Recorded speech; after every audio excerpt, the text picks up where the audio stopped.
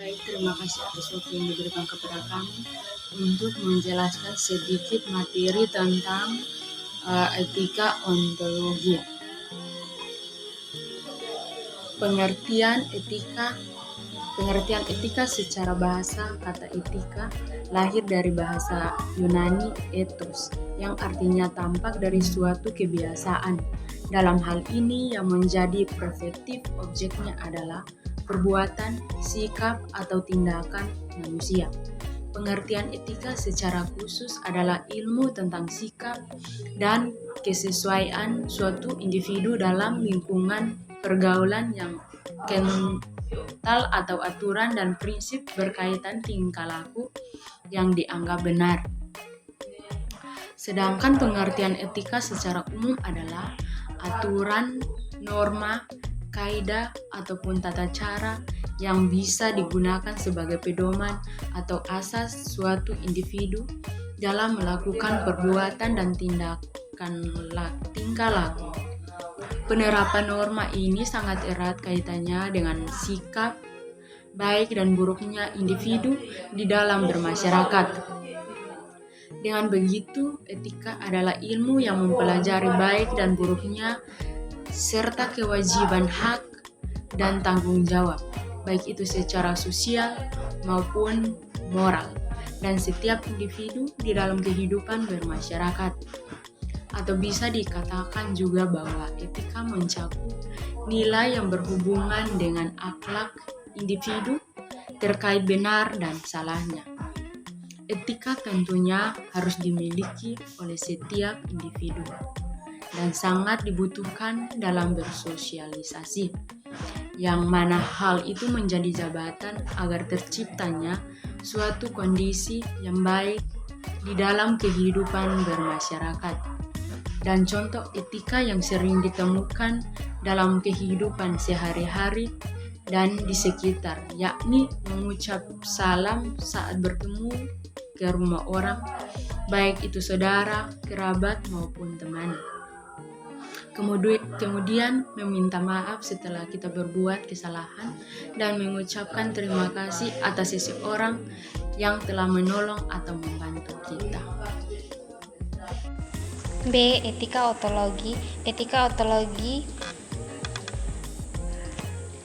ontologi adalah tentang benda atau sifat yang mengandung nilai jenis, yaitu benda atau benda yang dirujuk oleh proposisi etis non-dekretif dan non-kongretivis. Percaya bahwa etika tidak memerlukan ontologi khusus karena proposisi etika tidak merujuk. Ini dikenal sebagai posisi anti-realitis. Secara bahasa, ontologi berasal dari bahasa Yunani yang asal katanya otos dan logos. Otos adalah yang ada, sedangkan logos adalah ilmu. Sederhananya, ontologi merupakan ilmu yang berbicara tentang yang ada. Secara istilah, ontologi adalah cabang dari ilmu filsafat yang berhubungan dengan hakikat hidup tentang suatu keberadaan yang meliputi keberadaan segala sesuatu yang ada dan yang mungkin ada. Ontologi merupakan cabang ilmu filsafat yang berhubungan dengan hakikat apa yang terjadi. Ontologi menjadi pembahasan yang utama dalam filsafat. Dinama membalaskan tentang realitas atau kenyataan. Pada dasarnya, ontologi berbicara asas-asas rasional dari yang ada atau disebut suatu kejadian mengenai teori tentang ada karena membahas apa yang ingin diketahui dan seberapa jauh keingintahuan tersebut. Ontologis dasarnya berbicara tentang hakikat yang ada, ilmu pengetahuan, hakikat objek pengetahuan, dan hakikat hubungan subjek objek ilmu. Bagaimana itu pengetahuan ditinjau secara ontologi, maka pembahasannya adalah ontologi melakukan pemeriksaan, melakukan analisis terhadap ilmu pengetahuan berdasarkan apakah ilmu pengetahuan itu benar-benar ada atau tidak ada. Contohnya pada manajemen pendidikan Islam secara ontologis, maka pembahasannya itu berfokus pada manajemen pendidikan Islam itu benar-benar ada, tidak. Jangan hanya program studinya saja, tetapi sebenarnya ilmu diajarkan di dalamnya itu sebetulnya tidak berbeda dengan manajemen pendidikan pada umumnya. Jadi ontologis mencoba membuktikan dan menelaah bahwa sebuah ilmu pengetahuan itu benar dapat dibuktikan keberadaannya. Ontologi ilmu meliputi seluruh aspek kehidupan yang dapat diuji melalui panca indera manusia. Ilmu ini juga mempelajari tentang objek-objek empiris seperti halnya bebatuan, binatang, tumbuhan, hewan, dan manusia. Ilmu juga mempelajari berbagai gejala maupun peristiwa yang ada pada dasarnya, memiliki manfaat bagi kehidupan manusia. Jika dilihat dari objek yang telah dikajinya, ilmu dapat disebut sebagai suatu pengetahuan empiris di mana objek-objek yang berada di luar jangkauan manusia tidak termasuk ke dalam bidang kajian keilmuan tersebut. Awalnya argumen tentang ontologi dicetuskan oleh Plato dengan teorinya yang disebut teori idea. Menurutnya, apa saja yang ada di dalam semesta ini pasti memiliki idea. Yang dimaksud oleh Plato tentang idea adalah pengertian atau konsep universal dari tiap sesuatu. Sehingga idea yang merupakan hakikat sesuatu itu dapat menjadi dasar dari wujud sesuatu itu. Idea-idea tersebut berada di balik yang nyata dan idea itulah yang menurutnya abadi. Oleh karenanya, ini yang menjelaskan kepada benda-benda yang kita lihat atau yang ditangkap oleh panca indera senantiasa berubah. Dengan demikian, ia bukanlah hakikat tetapi hanyalah bayangan dari idea-ideanya. Dengan kata lain, benda yang dapat diungkap oleh panca indera manusia ini hanyalah khayalan dan ilusi belaka. Tentang argumen ontologi. Argumen ontologi juga disampaikan oleh St. Augustine, menjelaskan bahwa manusia mengetahui dari pengalamannya bahwa ada dalam alam semesta ini ada kebenaran.